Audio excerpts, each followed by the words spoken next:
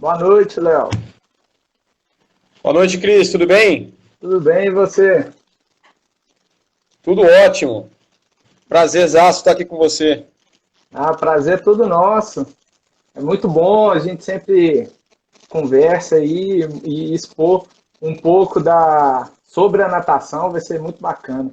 Só dá um tempinho Legal. para a galera entrar aí, a gente começa.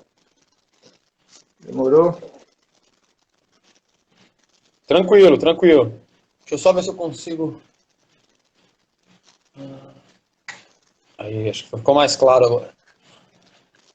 Aqui é tranquilo também. Esperar mais um pouquinho que aí a gente já faz a apresentação e começa. Fechado.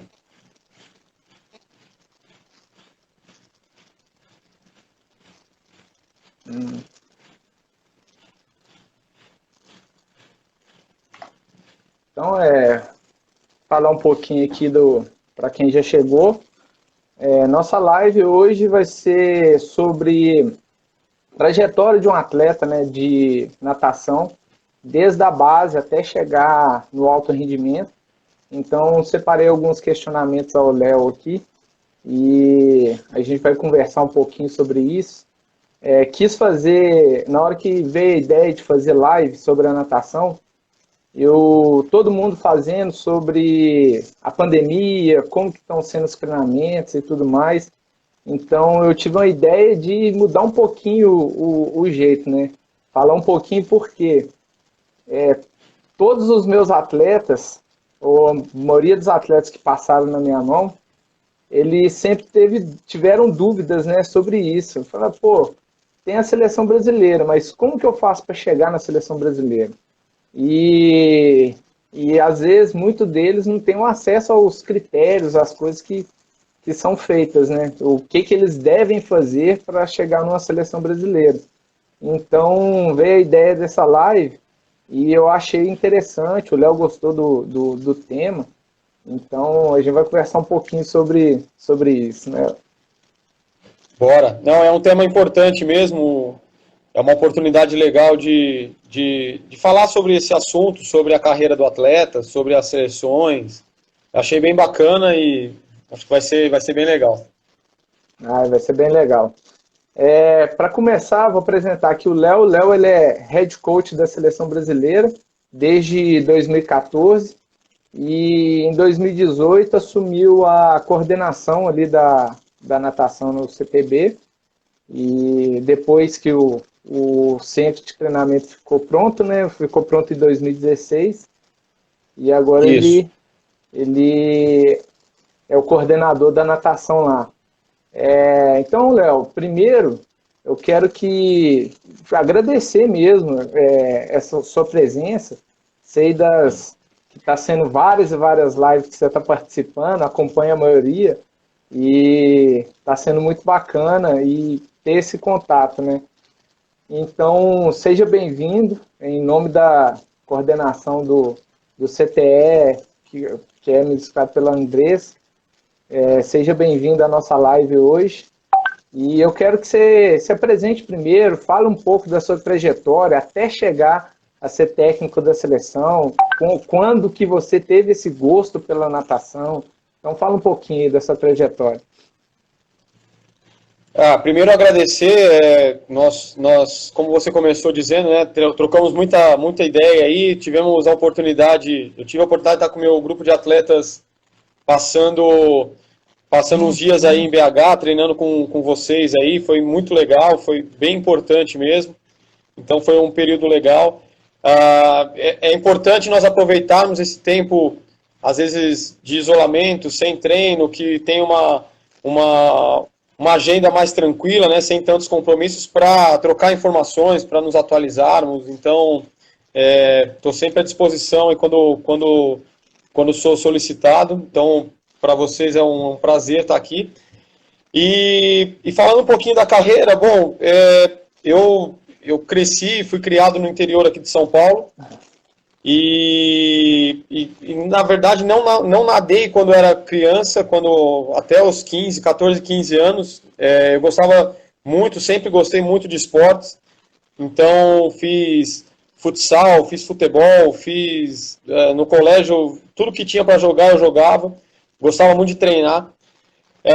Com 15 anos vim para São Paulo, meus pais mudaram para São Paulo, eu vim, e meu tio, que foi treinador de natação, o Mário Araújo, ele tem uma academia em São Paulo, e eu comecei a nadar, nadei não federados, nadei alguma coisa escolar, e depois, quando eu entrei na faculdade, comecei a dar aula nessa academia.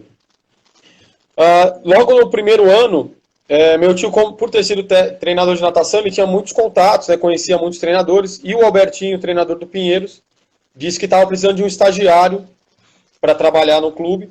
E aí meu tio falou, pô, tem meu sobrinho, ele está começando, ele não tem experiência como atleta, como natação, mas para trabalhar nas categorias de base, eu acho que ele dá conta e tal. E assim eu comecei. E aí fui e entrei no Pinheiros já no segundo ano de faculdade. Fiquei lá vinculado ao Pinheiros por 6, 7 anos. E aí no Pinheiros tive a oportunidade, o prazer de conhecer o André Brasil, que está aqui nos assistindo.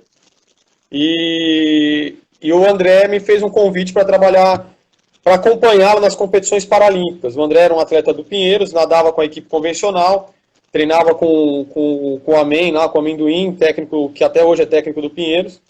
E nos eventos paralímpicos eu que acompanhava. Então foi muito legal esse ano de 2010, porque nós tivemos a oportunidade de fazer treinamento em altitude, teve um campeonato mundial que ele nadou muito bem. Então foi um trabalho bem legal ali, pude ajudar um pouco no programa, nos treinamentos. Então foi um ano bem legal. E foi onde eu conheci o movimento paralímpico. Depois disso eu saí do Pinheiros, fui para o Corinthians, assumi uma equipe júnior no Corinthians, fiquei lá por 3 anos. E em 2014, no final de 2013, na verdade, recebi o convite do Tubiba e do Jonas, que estavam na coordenação técnica do CPB, para assumir ser o técnico-chefe das seleções brasileiras, principal e de jovens, e também de criar o centro de referência de natação, o centro que agora é o nacional, né, mas antes só tinha esse, agora tem outros, inclusive o de vocês. E assim foi que eu entrei no movimento paralímpico de vez mesmo, 100% trabalhando com atletas paralímpicos, e estou aí desde então, desde 2014, preparando aí para os segundos Jogos Paralímpicos. Muito bacana. Você tem noção de quantas competições paralímpicas você já participou aí, nesse tempo? Não. Quantas no total? No total. Não, mas nem ideia. Não, nem ideia. Não tenho ideia, não. É claro que aquelas... Se você pensar, né, tem os grandes eventos, que são aqueles que marcam, né? Então teve o Mundial de 2010, que foi esse que eu estava com o André falando aí, faz agosto, vão fazer 10 anos. 10 anos. Aí depois que eu voltei, eu fui para 15, 17 e 19, então foram mais 3. 2 Parapans e 1 Jogos Paralímpicos. Mas se você pensar que todos esses anos tiveram o Open, né? Nós tivemos o Open, que é a grande competição, teve Pampac, teve etapas do World Series, teve muita coisa boa, muita experiência legal, assim. Eu tenho o privilégio de trabalhar com grandes atletas, então você sempre vai aprendendo nesses eventos. Muito bacana. Eu lembro quando você entrou em 2014, e não tinha o Centro Paralímpico ainda, né? O centro ficou pronto em 2016. E de lá para cá, a natação, como outros esportes, evoluiu bastante. A primeira pergunta que eu vou te fazer aqui, um questionamento, quando você entrou, onde que vocês treinavam, qual que era a estrutura que vocês tinham? E eu lembro que antes de você, a maioria dos técnicos e o coordenador, quando era outros coordenadores, eles não davam treino para os atletas. A maioria dos atletas era convocados, né? E eles iam para convocações e aí treinavam com a seleção e tudo mais. Mas acho que vocês foram a primeira que fez uma equipe mesmo ali, sendo treinado por você, né? Então, conta aí antes do CT, como que foi essa trajetória aí? Você colocou bem. Até 2013, né, a seleção se encontrava para semanas de treinamento e para as competições. Então, quando tinha uma convocação para uma competição internacional ou para o Open, a seleção se reunia, mas cada um treinava com o seu treinador no seu clube. E durante o ano tinham 2 ou 3 fases de treinamento que chamavam, que a seleção se reunia para treinamentos e avaliações. Essa era a rotina. Um pouquinho antes disso, de 2014, lá, acho que se eu não me engano, 2011, o comitê fez uma experiência com o atletismo, onde ele trouxe poucos atletas para treinar com um treinador do comitê em São Caetano. E desse projeto inicial saiu o Alan Fonteles, que foi o grande nome dos Jogos de 2012 no atletismo. Aquela surpresa, né, vencendo Pistorius, então foi tudo aquilo lá. E a partir daí abriu essa possibilidade de ter esse novo conceito dentro do CPB, que era das seleções permanentes.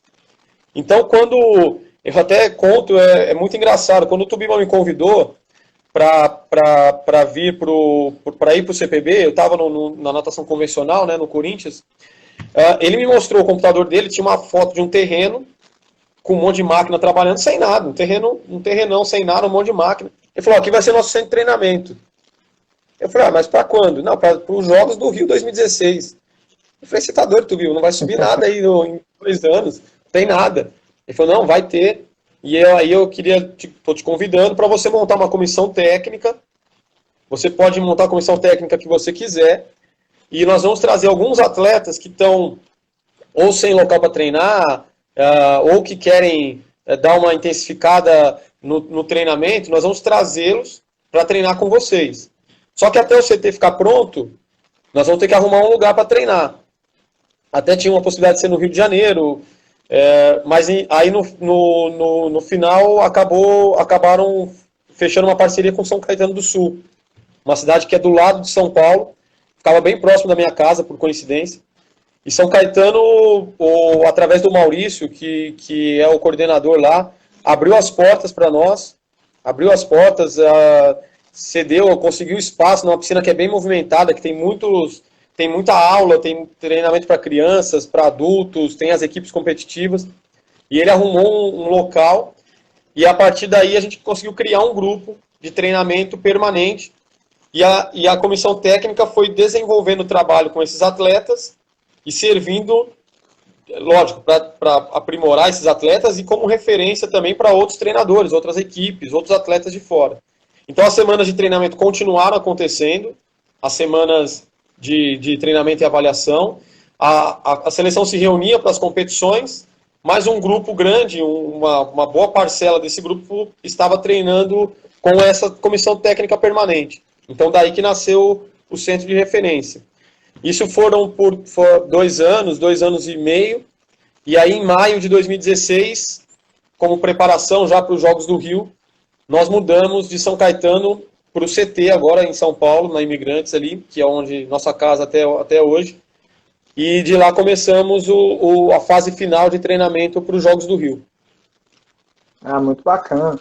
Eu lembro dessa fase de treinamento lá em São Caetano, o Maurício sempre convidava a gente para disputar as competições de jogos dos interiores, e numa da oportunidade eu levei os atletas e teve o Henrique levando os atletas da seleção. Eu tive contato primeiro com o Henrique, ele é o preparador físico da seleção, muito competente, a gente trocou muita ideia lá, e aí a gente foi para a competição lá de São Caetano, então eu tive contato ali com vários atletas, né? E foi uma experiência para mim única, né? Eu conheci ali o Clodoaldo. Cara, o cara é muito humilde. Então, a paixão que eu já tinha da natação só foi aumentando, né? E a vontade de trabalhar nesse meio paralímpico, né? Então, eu lembro dessa fase aí de São Caetano. Essa fase foi muito legal, porque foi o nosso início, né, com esses atletas. E por mais que o São Caetano abriu as portas, ofereceu tudo que eles podiam para nós ali, as condições nem se comparam com o que nós temos hoje, né? Uhum. Mesmo assim, o trabalho foi muito bom, nós tivemos excelentes resultados. Tivemos 4 medalhistas nos Jogos do Rio, um ano antes do Mundial em Glasgow. Foi uma campanha muito legal, os atletas nadaram muito bem e foi uma fase importante. Hoje, quando a gente vai dar curso, os cursos do comitê, ou alguma palestra, alguma coisa, o pessoal fala, mas é fácil, vocês têm uma piscina de 50, uma de 25, a sala de musculação, fisioterapia. Eu falei, bom, é fácil, agora tá melhor, mas na época lá atrás, quando nós começamos, não era um 4 por raia, nadava o Felipe S10 com a Edene S4 na mesma raia, com o Clodoaldo, então foi uma fase bem difícil, mas muito legal, todo mundo cresceu muito ali. Foi uma etapa muito bacana. E de lá para cá, depois que o CT ficou pronto, eu quero que você fale um pouquinho das mudanças que ocorreram na natação, não em termos de estrutura. Porque a estrutura a gente sabe que ali melhorou bastante, né? Tem todo o suporte multidisciplinar ali, então a estrutura nem se compara, né? Com o resto do Brasil, vamos se dizer. Mas eu quero que você fale as mudanças que vocês começaram a ter na natação, que vocês implementaram. Eu não sei se não foi que nós implementamos. Eu acho que a principal mudança, a principal vantagem do CT foi a qualidade das competições. Então, nossas competições passaram a ter uma qualidade muito grande. Porque, apesar de ficar centralizado em São Paulo, então hoje os nacionais são em São Paulo, o Open em São Paulo, só que a qualidade aumentou muito. Piscina aquecida, 28 graus, coberta, bloco, o implemento de saída de costas, sistema todo o melhor sistema que tem de cronometragem de natação. Então isso foi muito importante. A qualidade das nossas competições melhorou muito. Porque antes a gente pegava alguns lugares, por exemplo, fazer etapa nacional em São Paulo, em piscina aberta, no frio, no meio do ano, junho, julho, era bem pesado. Ou então, quando chovia, acabava com a etapa. E agora nós temos uma qualidade de competição muito grande. Então, isso não foi nenhuma questão de implementar, foi uma consequência do centro. E também, aí pode até...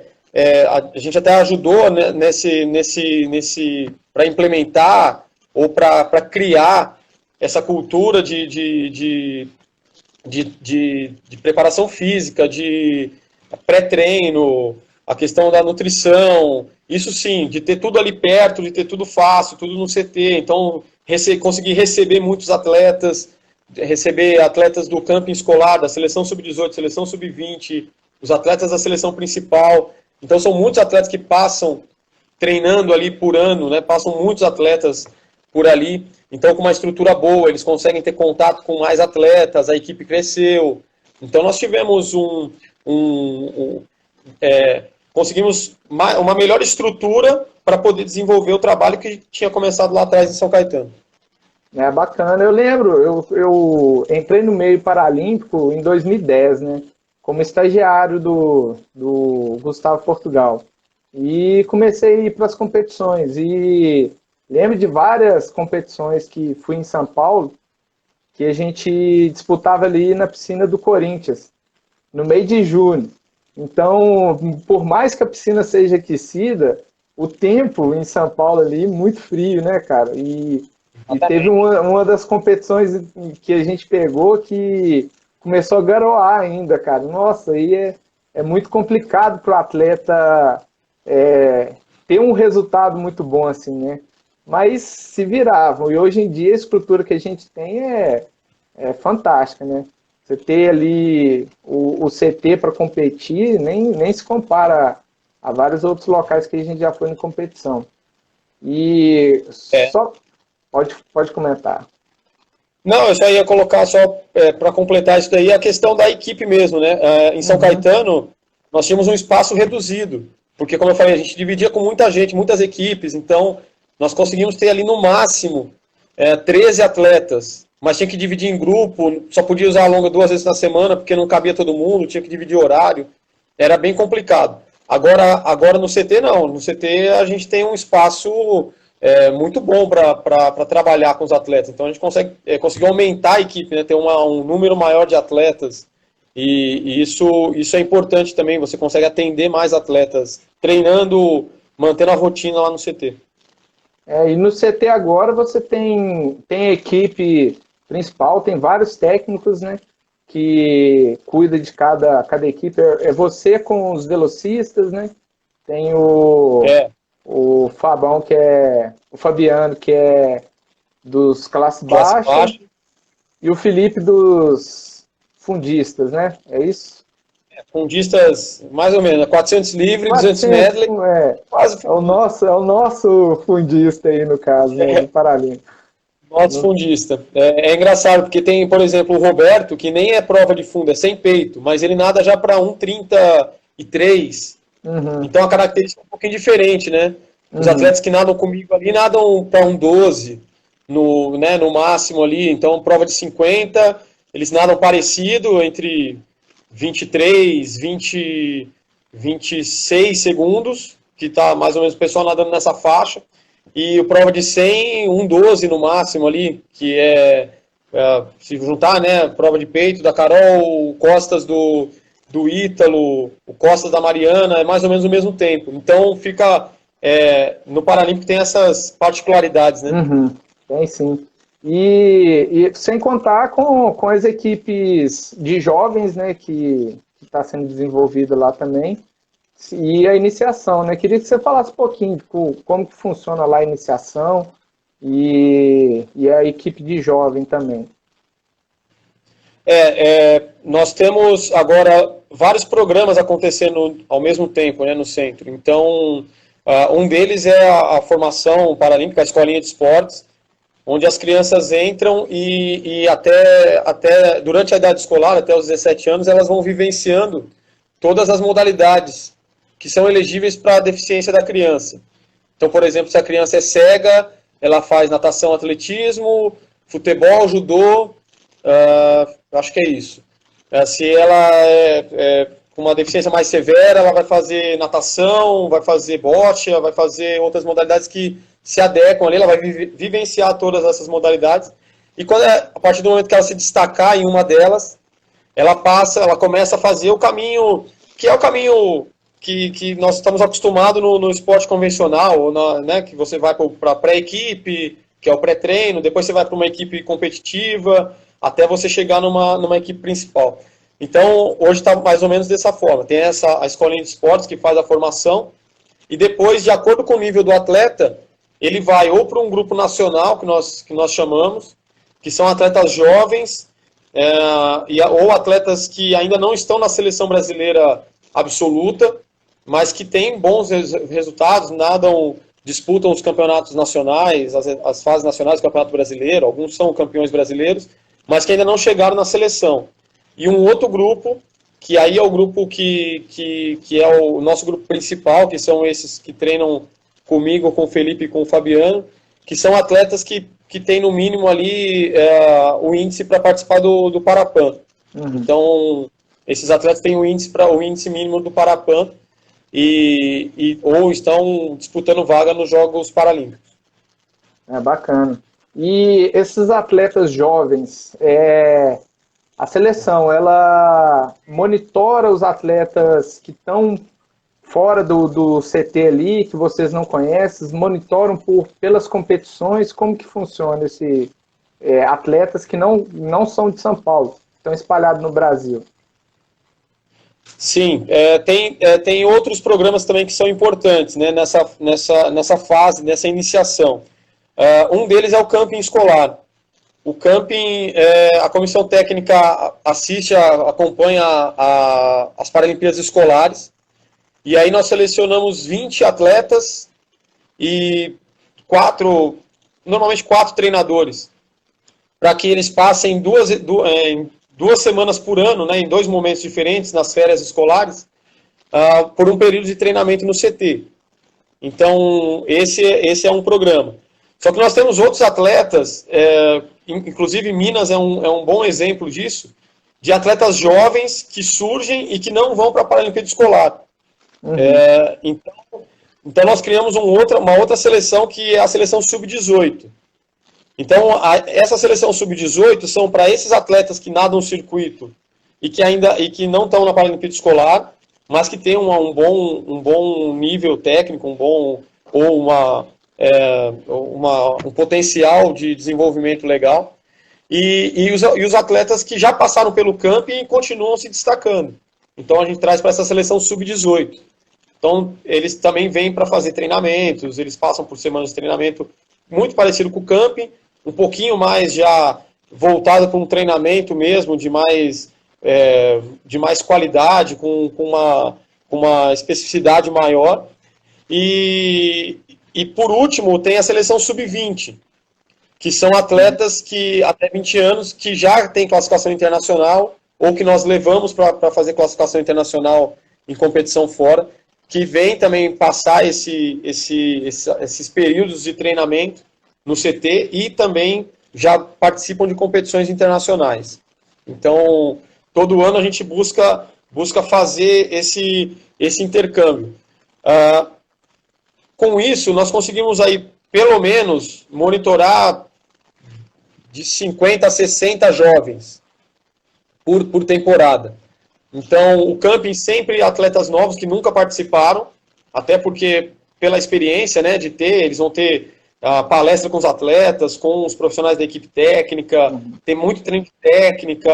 Eu particularmente, gosto de assumir esses treinamentos de técnica do camping, então ficar fazendo treino inteiro só técnica, 1 ou 2 vezes na semana. Aí eles passam para a seleção sub-18, né, os melhores do camping anterior e aqueles que estão nadando no circuito, que são um destaque, e até chegar numa seleção sub-20 ou numa seleção principal, como aconteceu, por exemplo, com o Gabriel Geraldo. O Fábio, o treinador dele, tá também nos assistindo aí. Ele não nadou a Paralimpíada Escolar, já nadava o circuito, foi chamado para o treinamento classe baixa, depois para a seleção sub-18, e no ano seguinte já estava disputando o Parapan em Lima, foi medalhista. Hoje ele já nadou aí para o índice dos Jogos de Tóquio, com certeza vai estar conosco lá no ano que vem. É muito bacana. A gente teve comentários aí, igual o Alberto está em presença aí na live. Seja bem-vindo, Alberto. Boa noite, professor. Boa noite, professor. E ele falou que com a criação desse centro de referência, né, que primeiro aqui foi em Belo Horizonte, está sendo espalhado agora pelo Brasil, para oferecer as mesmas condições que são oferecidas aí em São Paulo. Quando você veio para cá, você reparou que a estrutura aqui que a gente tem no CTE, ela é diferenciada, sim. Ela tem uma estrutura muito bacana.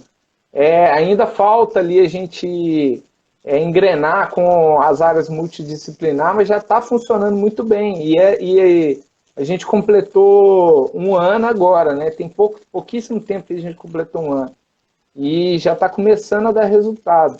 Então, eu acho que com a criação desses centros e tendo suporte, eu acho que vai melhorar muito a condição dos atletas para chegar a nível de seleção brasileira. Como o Léo disse, os atletas, eles não só são de São Paulo, que são convocados, não precisa treinar em São Paulo para ser convocado para uma seleção brasileira. O dado ele é mais técnico, ele é um critério de tempo que você faz uma competição, se você vai bem ou se você vai mal. Então, tudo isso é levado em consideração, né? Não, e é muito importante, tem algumas coisas que você falou que são realmente, vale um destaque. A primeira é que a criação dos centros regionais, eu tenho certeza absoluta que será um projeto que vai render muitos frutos para o CT, para a seleção, para o Brasil, para o comitê. Porque é impossível o CT de São Paulo receber ou conseguir dar treino para todas essas crianças. Eu falei de 60, né? Uhum. E não tem como, pela idade, pela própria estrutura, não tem como. Então é importante que isso não fique centralizado em São Paulo. São Paulo pode ser, como eu falei lá no começo, a referência, onde vai ser desenvolvido o trabalho, mas é importante que esses outros centros que estão sendo criados também tenham esses projetos funcionando, para que tenhamos mais crianças atendidas, né? Então, isso eu considero muito importante. Um outro ponto importante é que, junto com esses atletas, nós buscamos também trazer os treinadores, atender os treinadores também. Então, no camping é a mesma coisa. Então, um ano tem 4 treinadores, no outro ano são outros 4, para eles viverem aquela... Quando a gente consegue, a gente tenta trazer de quem tem ali dos melhores atletas, ou de quem tem mais atletas, mas sempre buscando reformular. E aí o treinador vai indo junto com o atleta. Ele tem atleta na seleção sub-18, ele vai para a seleção sub-18 ou para a seleção sub-20. Até chegar na seleção principal, onde todos os treinadores com o atleta na seleção, ele é convocado para as fases de treinamento. Então ele também acompanha, também vivencia. Porque é importante, tanto o treinador quanto o atleta, quando eles retornarem ao clube, após uma semana de treinamento, ou uma fase de treinamento, ou um camping em São Paulo, lá no CT, conosco, que eles passem aquilo que eles aprenderam, que eles viram, que eles vivenciaram para os outros também da equipe. E aí você consegue atingir um número muito maior de pessoas, né? Com uma ação só você consegue atingir um número de pessoas muito maiores. E essas ações vêm rendendo muitos resultados bons, tanto em atletas como em treinadores também. Alguns treinadores que começaram lá, passando lá embaixo e já estão subindo, alguns que já estão chegando na seleção brasileira principal. Então é bem bacana, é um trabalho que você consegue ver essa evolução, essa melhora. E poder dar a oportunidade de todo mundo chegar à seleção, né? Isso é muito bacana. E à medida que vocês fazem isso, a forma que vocês fazem isso, deixa muito claro, né, para todos os técnicos. Hoje em dia a gente sabe, para eu chegar lá, eu sei o que eu tenho que fazer. Então tem que treinar meus atletas, tem que ter atleta lá e tal, para poder chegar a nível de seleção brasileira também. Eu reparo assim, o centro de referência ele é muito importante.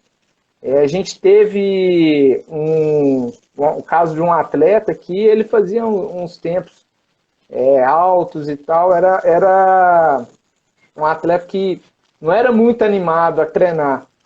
E depois que ele foi para a primeira Paralimpíada escolar dele, ele voltou com outra cabeça. Então, ter esse contato, uma competição tão grande que foi uma Paralimpíada escolar, ele mudou a cabeça completamente. No final do ano, que nos testes ele estava fazendo 50 metros para 42, 44 segundos, na Paralimpíada escolar ele fez para 37 e 2 meses depois, que foi início de fevereiro agora, que teve o primeiro regional, ele pegou o índice para ir para os nacionais, que era 32 segundos, 33 segundos. Ele fez abaixo de 33. Então, esse trabalho com a base e dar essa oportunidade para os atletas é muito importante. E teve um comentário de uma ouvinte aqui da live, que ela fala que o trabalho de campo paralímpico ele é importante e os atletas que vão para o camping, eles voltam com a cabeça muito melhor para poder treinar e ouvem mais os técnicos.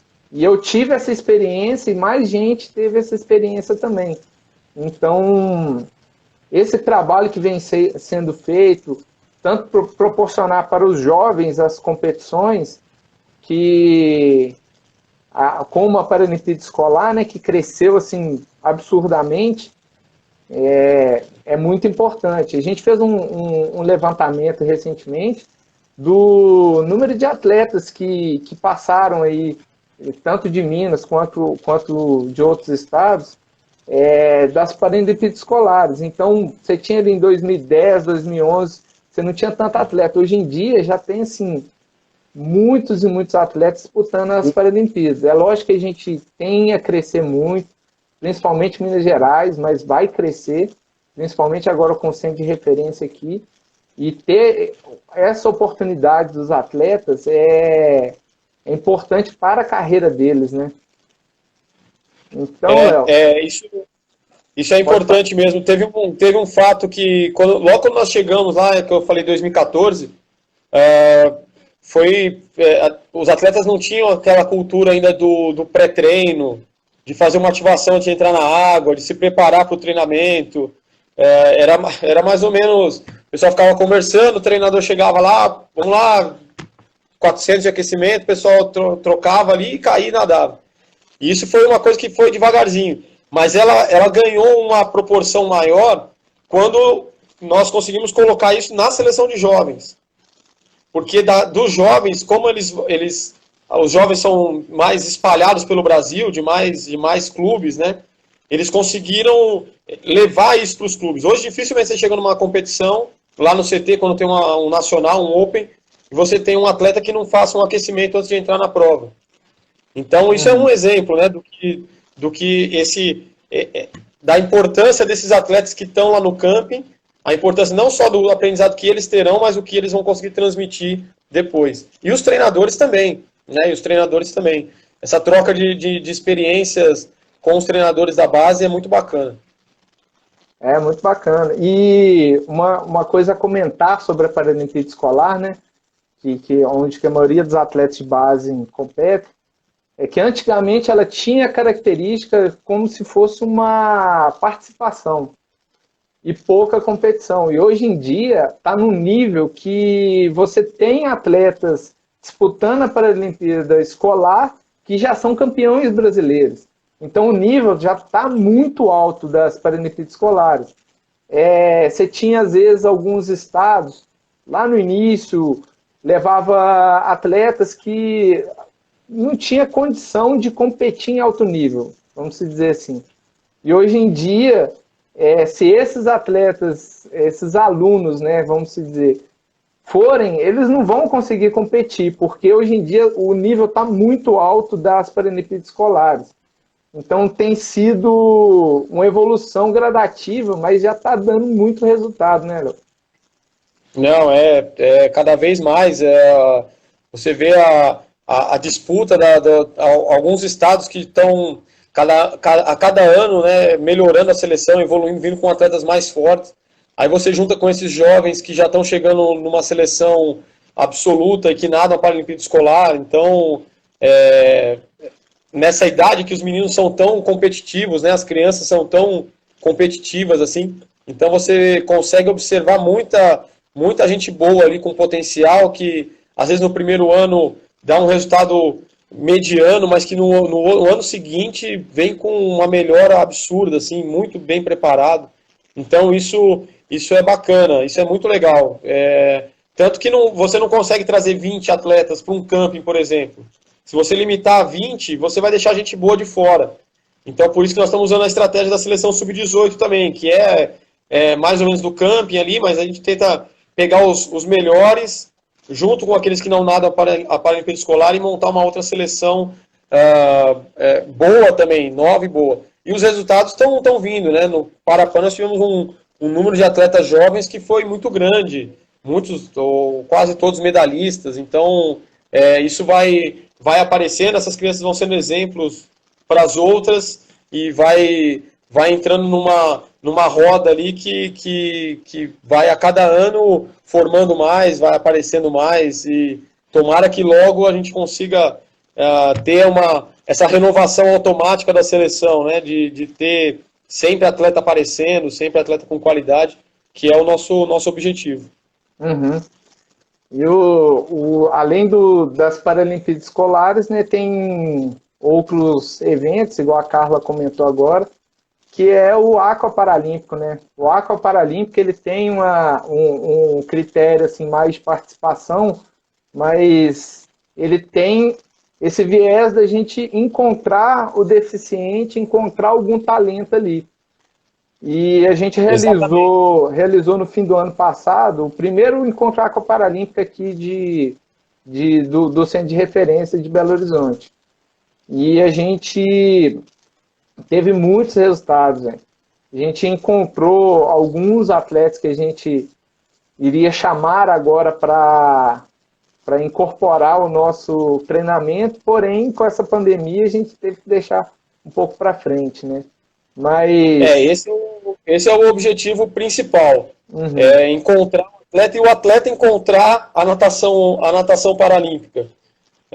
Nós temos que proporcionar para que esse atleta, quando assistir na TV, o Daniel Dias ganhando medalha, o Felipe, a Idênia, a Carol, o Wendel, a Cecília, quando ele vê esses atletas e despertar a vontade de nadar, ele tem uma oportunidade, porque senão, se só tiver aqui em São Paulo, o Brasil é muito grande para ficar só aqui, né?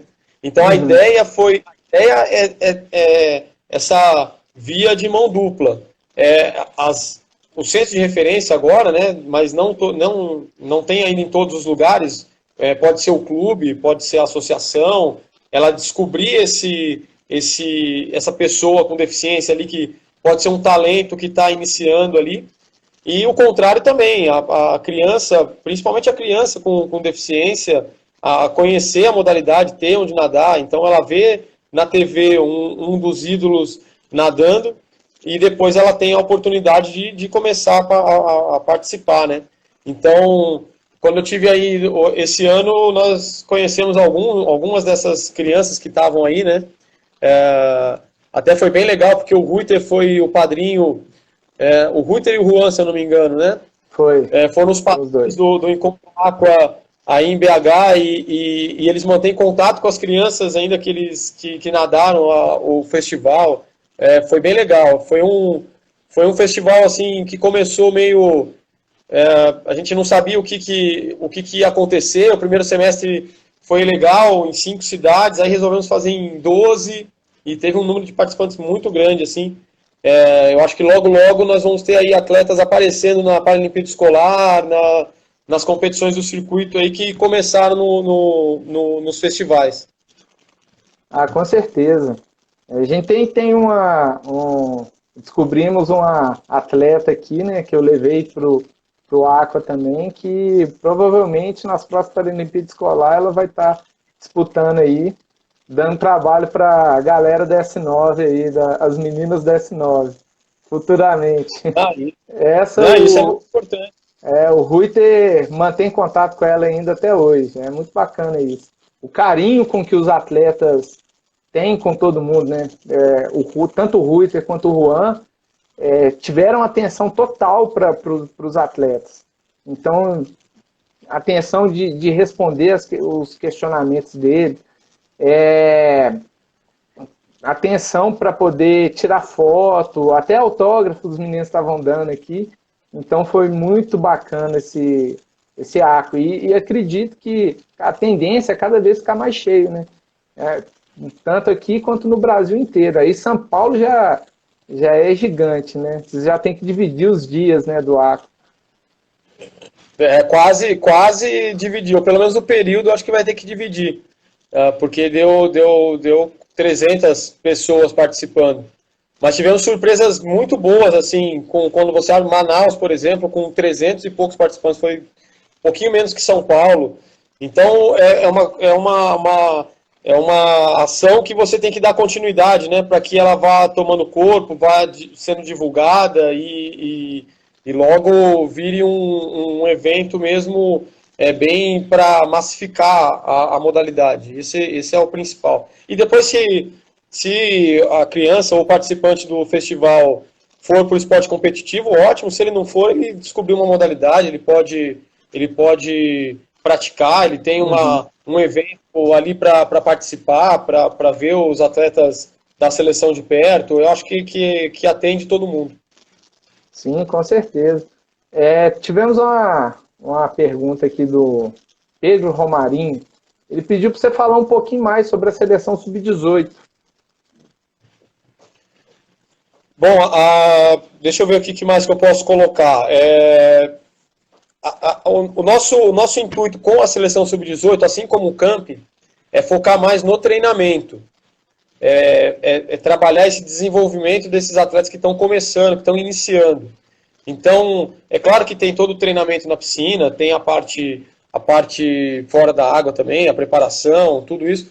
Mas o mais importante é que ele tenha ele conheça a estrutura, que ele tenha a vivência com os profissionais, que ele tenha uma dica, às vezes, do nutricionista, que ele aprenda a fazer um trabalho preventivo de ombro, que ele tenha um bate-papo com um atleta que já está na seleção, que já foi medalhista em Paralimpíada, que às vezes passou pela mesma história que ele, ou que para ele cair na água junto e pegar dicas técnicas.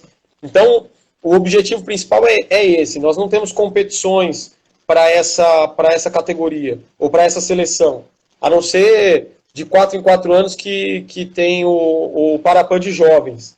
Agora eu nem sei como vai ficar, porque seria 2021. Eu não sei se será mantido ou não.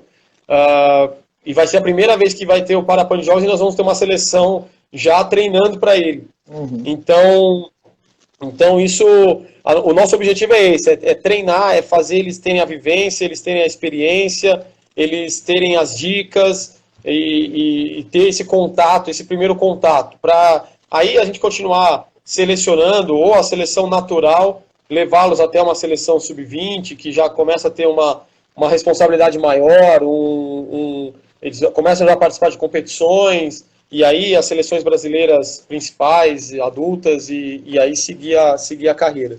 Mas são eventos, são semanas bem legais, assim, a gente consegue ter uma troca de experiências bem bacana.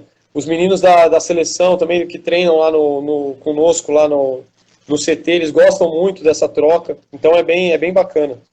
E esses atletas que são convocados para essa seleção sub-18, eles são vistos nas competições nacionais e são, assim, nós vamos pegar os 3 primeiros de uma prova, como que vocês fazem essa seleção?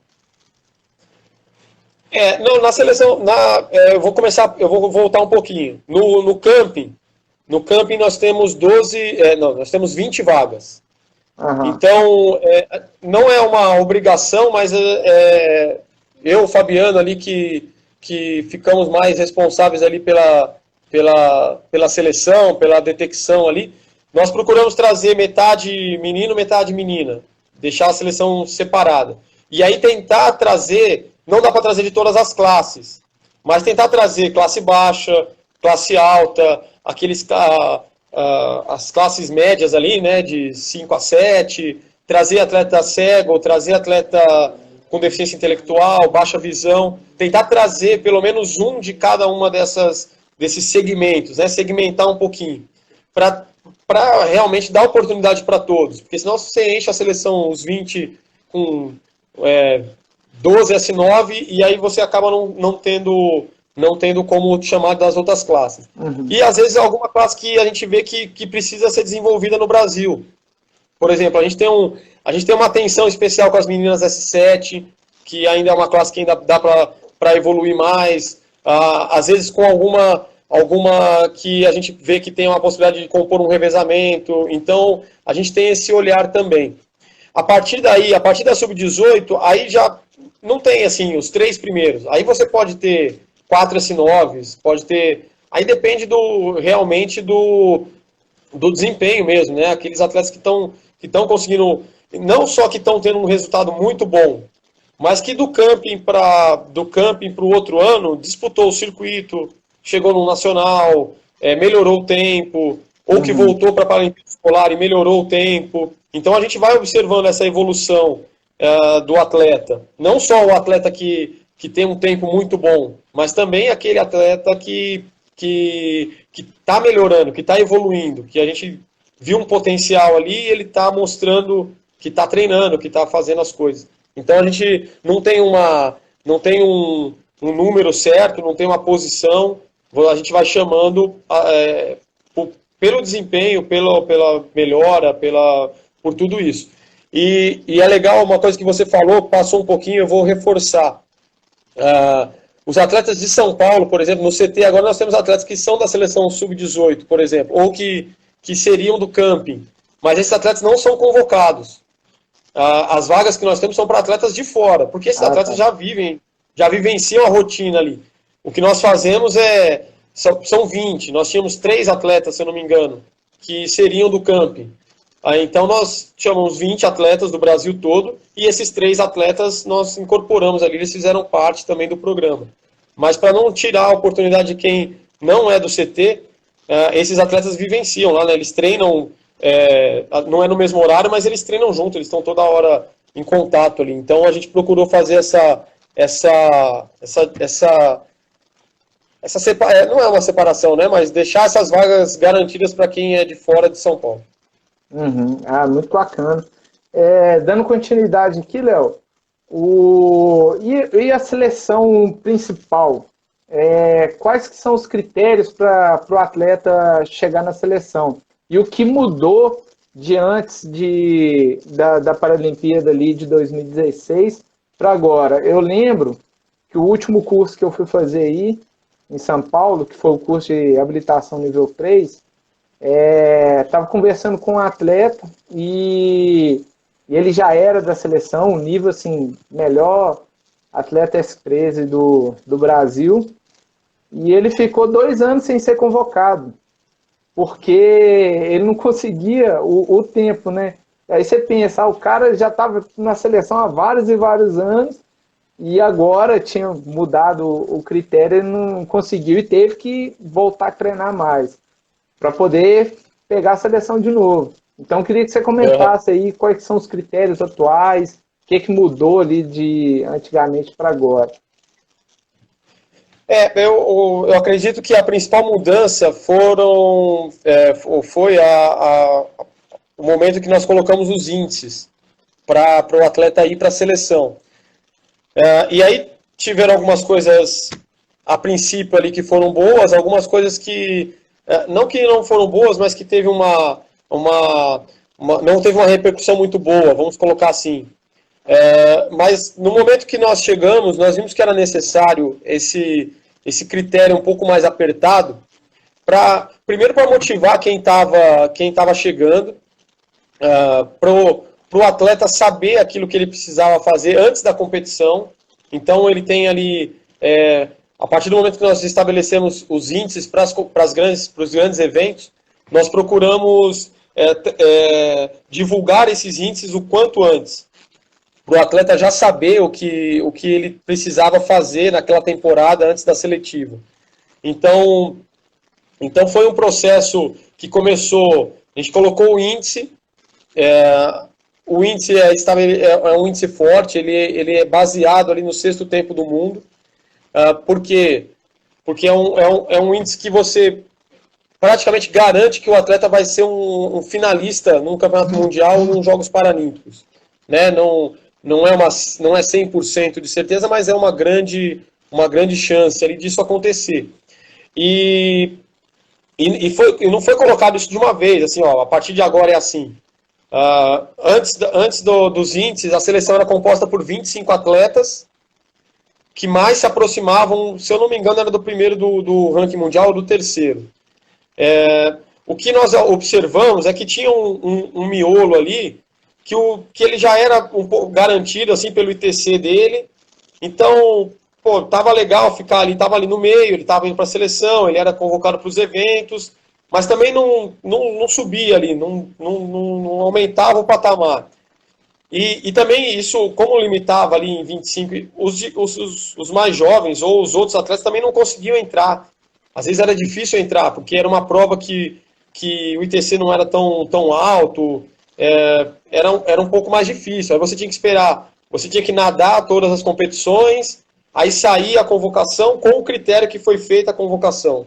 Então, nós começamos a mudar um pouquinho isso daí. Então, colocou critérios, né, os critérios. Para o Mundial de 2015 já foi assim, 6º tempo do mundo, quem fez o índice vai, quem não fez não vai. Pode ter 25, 30 atletas, 15, 12, mas só iam os atletas com índice. Com os Jogos de 2016, como foi no Brasil, o Brasil optou em preencher todas as 33 vagas que tinha para os Jogos, então o índice ficou um pouco, caiu um pouquinho, porque a gente completou ali os atletas que tinham índice e sobraram 12, 14 vagas que foi por aproximação. Então, o critério não foi 100% seguido. Mas a partir daí, a partir do Mundial de 2017 em diante, aí a gente voltou a usar esse critério do índice. E passados agora alguns anos dessa iniciativa lá de trás, alguns anos que nós estamos trabalhando com isso, eu acredito que a melhora no desempenho do atleta foi muito grande. Forçou o atleta a não ficar preocupado em entrar em 25º para tirar o 25º. Não, ele tinha que entrar para ele estar lá. Para ele para ele melhorar o nível dele de natação.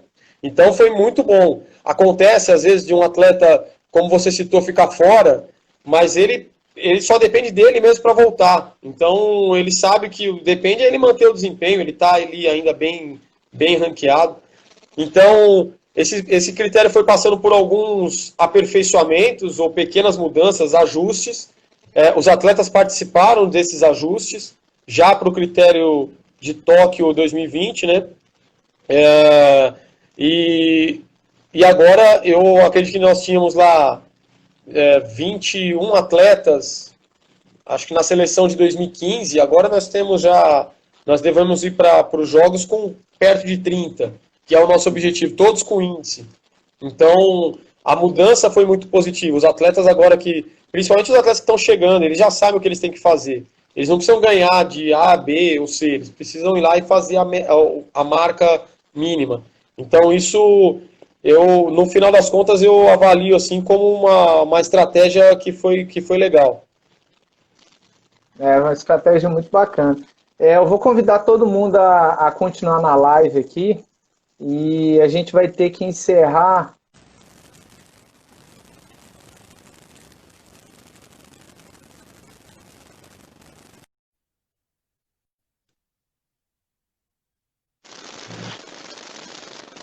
Pronto, retornamos aí à live e você estava falando dos critérios e o comentário é que pela evolução que eu vi da seleção brasileira, da época que eu acompanho, né, desde 2010 para agora, se a gente vê atletas, né, muito mais comprometidos mesmo em realizar o índice.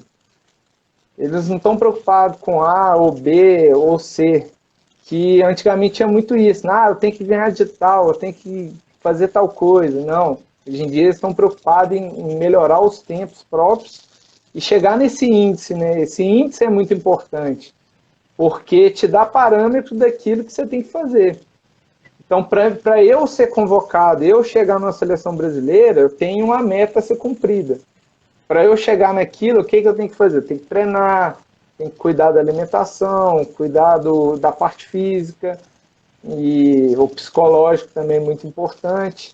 Então, tem todo uma parte a ser seguida e deixa muito claro para o atleta o que ele tem que fazer, né? O que você falou é importante, você acaba...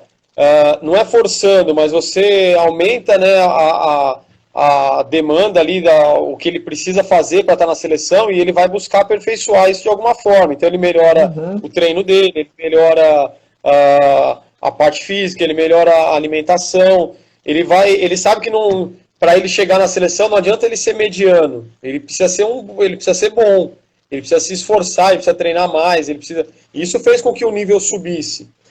Uma comparação que eu faço é que em 2015, no Parapan de Toronto, nós tínhamos atletas ali terceiro do ranking das Américas, que conseguiram ir, talvez até quarto, que entrou na seleção. Esse ano a gente teve atleta segundo do ranking das Américas que ficou fora, muitos ficaram de fora. O índice era o segundo tempo do ranking das Américas, o índice B, né, para entrar na seleção, e teve muito atleta que ficou fora, que tinha o índice e ficou fora, porque só tinham 40 vagas. Então, melhorou muito o nível técnico, né? Nós temos muito mais atletas hoje que chegam no campeonato para brigar por medalha, por pódio, por final. Então, isso melhorou muito. O número de finais de 2015 para 2019 no Mundial aumentou muito. Então, isso mostra o quanto melhorou o nível técnico da nossa seleção. Uhum. E, e cada vez mais jovens, né, chegando a nível de seleção, né? Antigamente a gente via muito atletas na seleção, mas atletas mais velhos, atletas que já não, não que não poderiam render muita coisa, mas atletas que pouquíssimos tempos depois já iriam encerrar a carreira. E essa renovação de tudo que a gente conversou aqui hoje, desde a base, o trabalho que vem sendo feito aí no CT, o trabalho que sendo feito nos centros, vão ser feitos, né, no centro de referência, a tendência é cada vez mais a gente aumentar esse número de atletas jovens, né? E aumentando o maior nível de competitividade aqui dentro do Brasil, a gente aumenta o nível de competitividade do Brasil com o mundo. Então, é importantíssimo esse trabalho de base. E hoje em dia, o que o CT faz, acho que, se não me engano, a vez que eu fui na visita aí do centro de referência, tinha mais de 600 atletas da natação, é isso mesmo? Alunos, né, no total? Ou não? Eu acho que, acho que são de todas as modalidades, Todas não as só da modalidades, natação. né? É isso mesmo. Então, tem mais de 600 alunos, né? Onde que há 4, 5 anos atrás, a gente imaginaria que chegasse a esse ponto que é São Paulo, né? E quando o Alberto, foi o Alberto, não, foi o Tubiba, né, que te mostrou o centro lá todo só a máquina lá e tudo e nada, nunca que a gente imaginava que a seleção pudesse chegar, o CPB pudesse chegar no nível que está hoje. E o nível de organização aumentou bastante nas competições e o nível dos atletas aumentaram também, né? E a gente, cada vez mais atletas jovens surgem. Com essa Paralimpíada Escolar, do jeito que ela vem sendo feita, deixando de lado um pouco a participação e deixando essa participação para os eventos aquaparalímpicos regionais aí, e aumentando o nível de competitividade, a gente só tende a crescer mais, né? Então, eu tenho que parabenizar bastante o que vem sendo feito, o que vem sendo desenvolvido dentro da natação em si, né? Que eu vou falar do nosso esporte, né? Que não só do nosso esporte, eu sei que vários outros esportes dentro do centro estão em fase de desenvolvimento acentuada também. Então, só tenho a parabenizar, né, o que vem sendo feito com o nosso esporte dentro do cenário brasileiro e mundial, né?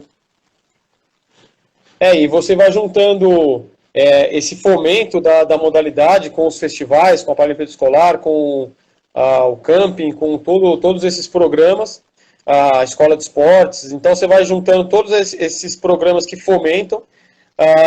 É importantíssimo, é fundamental e nós procuramos fazer a capacitação dos treinadores, dos professores, dos treinadores, porque aí tendo a matéria-prima, tendo o atleta e tendo o conhecimento ali, tendo o conhecimento do esporte paralímpico, da natação paralímpica e um trabalho de qualidade, isso gera frutos com certeza, né, por muitos e muitos anos.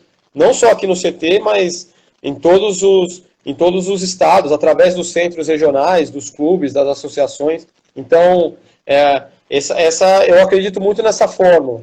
Você massificar, você divulgar e você ter os profissionais de qualidade que vão pegar esses menininhos que vão aparecendo pelo Brasil aí, vão trabalhando, desenvolvendo e eles vão ter ali o caminho para seguir até chegar numa seleção principal. Muito bacana. Vou abrir a live agora para quem quiser fazer pergunta, pode enviar. E tem uma pergunta de um ouvinte que ela pergunta que na iniciação do atleta no esporte paralímpico, existe algum suporte aos pais para que eles vejam o esporte como um futuro para o filho? Eu vou responder de uma forma que depois espero conseguir responder a pergunta.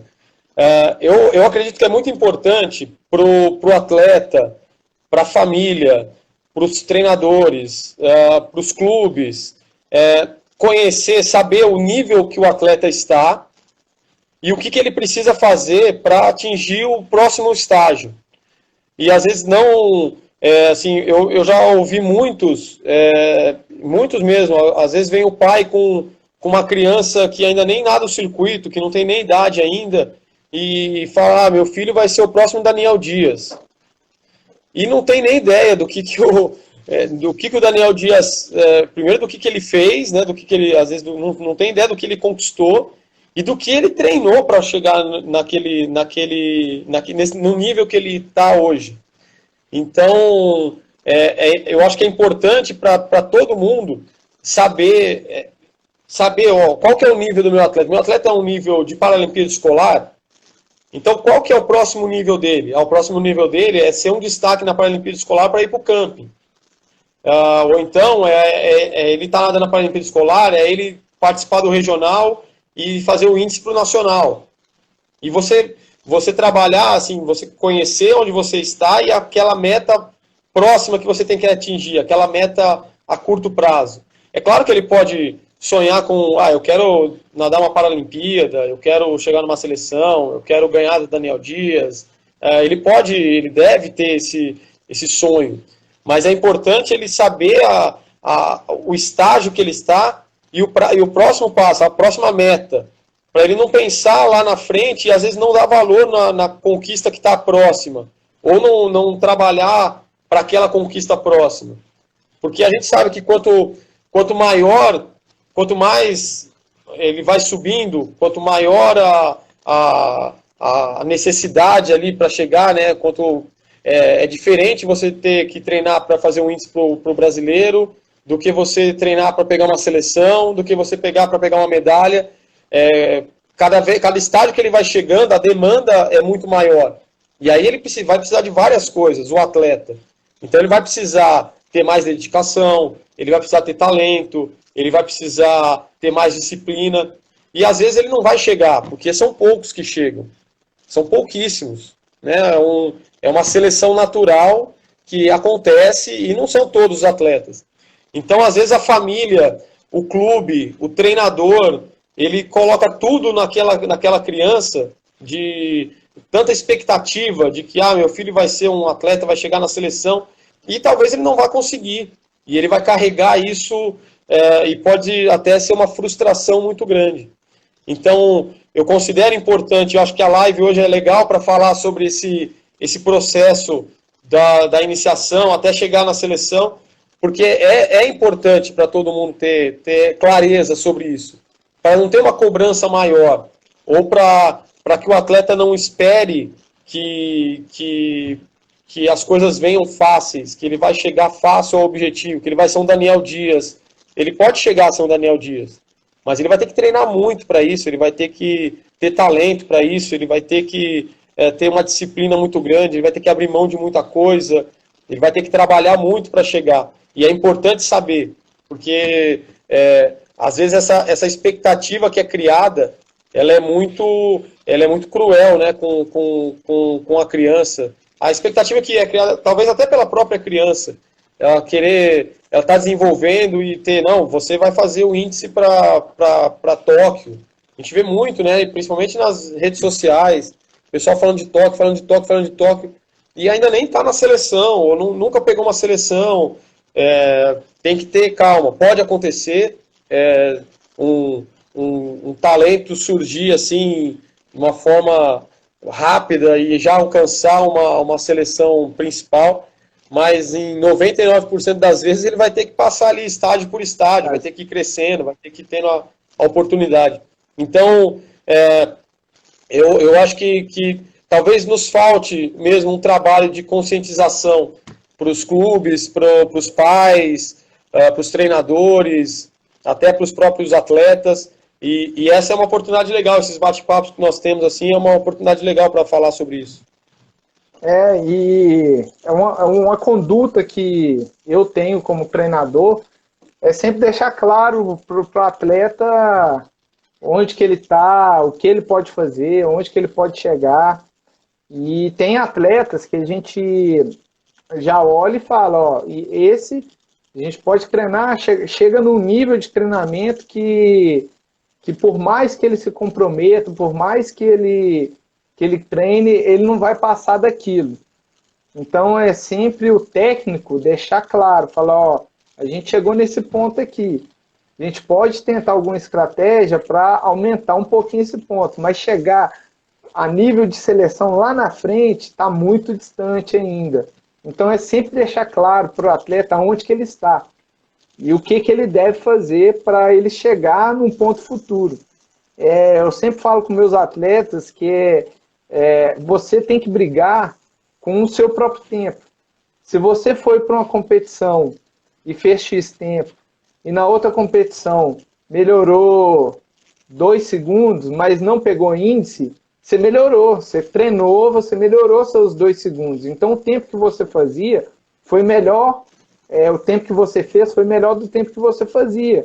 E é ir por etapa, é ter paciência, porque não é com 2 meses, 3 meses de treinamento que você vai fazer um excelente tempo e chegar na seleção brasileira.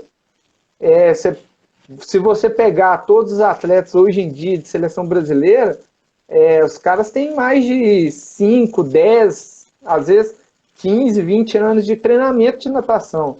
E chegar nesse nível de seleção exige muita dedicação. Vejo também muitos atletas que a gente passou a cobrar muito nesse centro de referência, que muitos atletas às vezes se preocupavam com a natação, com a água. Ele treinava ali na água e beleza.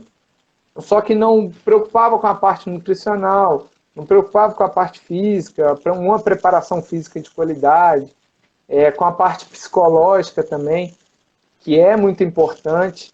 E a gente começou a exigir essas outras coisas dos atletas. E alguns, né, passaram a perceber o quão difícil é ser atleta. Não é fácil. Você ser um atleta e chegar na seleção brasileira, você pode bater muita palma para ele, porque ele teve que passar muito perrengue para chegar lá. Para não atropelar processos. Você fazer tudo que um atleta faz, cara, é muito difícil. E eu tenho experiência ali de alguns atletas que vêm evoluindo muito bem e ainda não chegaram no nível de seleção. E já sei a forma e deixo bem claro para eles o que ele tem que fazer, né, para chegar lá. E você tem mais experiência ainda do que eu, porque você está dentro da seleção. Então, atletas na sua mão já passaram muitos e muitos, né, com essa noção, né? E tem o outro lado também, né? Tem um lado também que também não é só... Não pode só desanimar o atleta e falar que, que é muito difícil. Por isso que eu falo que é importante você você aproveitar cada fase que você valorizar cada conquista que você tem. Então, o índice para o campeonato, para a fase nacional, para o campeonato brasileiro, tem que ser comemorado, é um fato legal. E aí mostrar, falar, você está lá, quem que você fez o índice para o brasileiro, para uma fase nacional, quem que é o terceiro colocado da sua prova? É uma prova forte, é uma prova fraca no Brasil? Vamos ver, quem que é o primeiro? O primeiro, minha prova, o primeiro eu estou a 3 segundos. Pô, vamos brigar então para disputar medalha e colocar esses objetivos que são, ir deixando, ir investindo, e motivando, até você ver onde ele pode chegar, onde ele quer. Porque se esse processo for feito de uma forma mais tranquila, sem tanta pressão, ele pode ter um desenvolvimento melhor, aproveitar muito mais as fases e o que a natação traz de benefício, que ele vai levar para a vida dele toda. Se ele não for nadador profissional depois, ou de um nível mais alto, ele vai trabalhar, vai construir a família dele, vai se inserir na sociedade de alguma forma, com ensinamentos, com coisas que ele vivenciou, que só o esporte que pode nos proporcionar. e deixar claro para os técnicos também, né, de sempre colocar metas possíveis, né? Às vezes eu já vi muito técnico cobrar, nós vamos para o campeonato regional, você tem que pegar o índice, mas o índice para aquele atleta dele, ele coloca uma pressão naquele atleta e o índice está muito distante do que ele faz, né?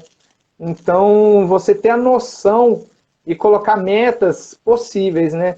Então, para a gente chegar nesse nível, a gente tem que fazer tal coisa. Então, vamos devagarzinho, vamos pegando pouco a pouco. E não é da noite para o dia que ele vai chegar e fazer. Às vezes o técnico também imprime essa pressão em cima do atleta desnecessária, né? E às vezes é um atleta que pode render muito e acaba desistindo do esporte por conta de uma pressão exagerada ali do técnico ou da família, né? Isso é bem comum de acontecer. Então, esses cuidados são importantes, né? Você ter clareza ali, o que você falou é fundamental. Você tem que ter um objetivo que é possível de fazer, né? E às vezes nem colocar muita pressão, deixar que as coisas aconteçam naturalmente, principalmente quando está ainda na formação. Depois que já é um atleta formado, aí você pode, às vezes, cobrar um pouco mais firme, ou colocar um objetivo um pouco mais difícil, mas nessa fase da formação é importante ter esse cuidado, é importante apoiar, é importante a família estar junto, é importante o apoio do clube, é importante o apoio do treinador, dos pais, só que levando de uma forma natural, valorizando as conquistas menores, colocando metas possíveis de serem alcançadas, e pode acontecer uma surpresa, de às vezes ter um resultado muito bom, conquistar mais do que estava esperado, e ótimo, vamos festejar e na segunda-feira voltar para a piscina e já pensar na próxima.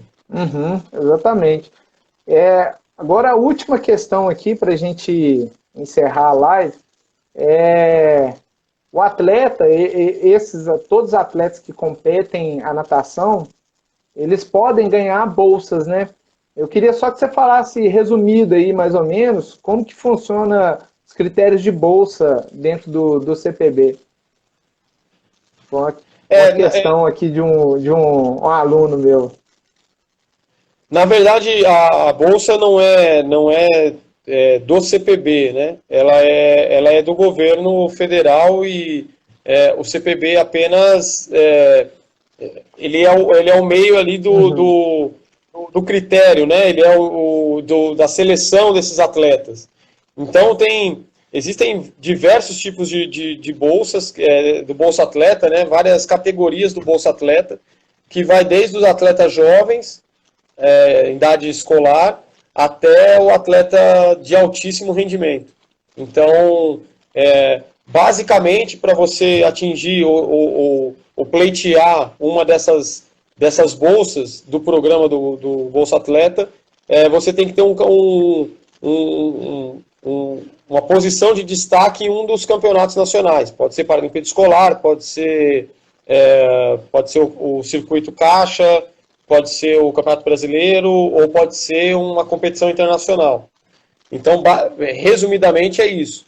Você precisa estar bem posicionado ali entre os 3 primeiros colocados em uma dessas competições nacionais, e depois de mais alguns critérios também de elegibilidade da prova, tem lá número de participantes, se for uma competição internacional, tem que ter um número de países, de participantes de diferentes países. Às vezes, se a prova é do programa paralímpico ou não, tem um valor diferente. Então, é bem complexo, assim, é bem amplo o programa. Mas, de uma forma resumida, bem resumida, assim, básica, é isso. É você estar em uma posição de destaque ali nesses campeonatos nacionais. Pode ser Paralimpíada Escolar, pode ser Circuito Caixa, ou nas competições internacionais, que aí sua marca sobe no ranking mundial e isso também é um critério. Deixar claro para todos que para chegar nesse nível de bolsa também não é tão simples, né? tem todos os incentivos das bolsas federais e alguns estaduais, né? Mas aí depende de cada estado. E sempre tem que ter essa posição de destaque, né? Sempre tem que estar entre os primeiros ali, então o trabalho tem que ser duro para chegar lá. Isso é mais um motivo para o atleta ter a consciência de onde ele está, de qual que é o nível dele. Porque senão você vai pleitear uma coisa que você não tem direito, vamos colocar assim, né? Então é importante saber, ó, onde eu tô, tem o índice pro nacional. Então quem são os 3 primeiros? Quanto que eu tenho que fazer? Em qual competição? E ele procurar se informar sobre isso. Porque chega ainda muitos questionamentos, às vezes, que é por falta de conhecimento mesmo do atleta, ou do clube, ou do treinador. Então, ter isso em mente ajuda muito, ajuda muito. Saber onde você está e o que você precisa ali para atingir o patamar ou já o próximo patamar, né, o mais elevado. Gostaria de agradecer, Léo, pela live. Acho que assim deu para tirar bastante dúvidas da galera. Sei que tem muita gente aqui acompanhando, meus atletas, tem vários técnicos, né, o Marcão lá de Brasília, o Fabão aqui de Juiz de Fora, tem muita gente nos assistindo e deu para esclarecer muito sobre essa parte do trajeto que o atleta tem que fazer até chegar na seleção brasileira. Tem que agradecer a você, agradecer ao CTE pela oportunidade, né, da gente fazer essa discussão sobre o Paralímpico. Agradecer em nome da coordenação geral pela professora Andressa e a coordenação científica pelo professor Marco Túlio de Mello, que os dois sempre estão envolvidos aí no meio paralímpico, né? E a contribuição dessa live foi muito grande. Agradecer também aos nossos parceiros, né, que está sempre conosco lá no dia a dia, que é o programa Superar, o AM para Desporto, o programa Viva Esporte Betim, Sadevi, a PAI de Pedro Leopoldo e a PAI de Ouro Branco. Foram os que a gente lembrou aqui agora. Agradecer aos Ministérios dos Esportes, né, e todos os centros de treinamento que estão vendo aí nossa live. Tem algum agradecimento, alguma coisa para falar antes da gente encerrar? Não, só agradecer a todos. Você citou bastante gente que estava aí, Marcão, Fábio, a Ana, a Michele lá do União, alguns atletas também que eu vi, o André apareceu, falou, a Cecília, a Carol, muito legal, assim, tá, o pessoal está assistindo. 2 especiais aí, agradecimentos, eu não sei se ainda estão nos assistindo, mas o meu tio Mário Araújo, que eu citei no começo da live, que foi quem me deu a primeira oportunidade de trabalhar com natação e também me ajudou no início ali para entrar no Pinheiros e sempre me apoiou na minha carreira. Estava aqui nos assistindo, eu vi que ele mandou um oi ali. E o grande, o mestre, o Biratã, técnico do Corinthians das categorias de base, é uma referência aí que nós temos como treinador, também estava aí, fez alguns comentários. Um abraço para os dois. Cris, foi muito legal, estou aí à disposição e o que você precisar é só chamar, tamo junto aí. Tamo junto, e vai ter outras lives com o Léo também, galera, então fica de olho.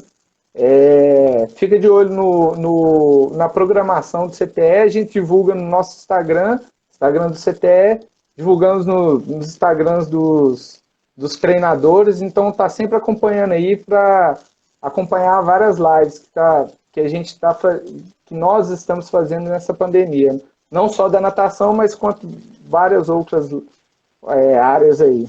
Então, obrigado, Léo, obrigado, galera, tamo junto. Até mais. Valeu. Valeu. Valeu, abraço.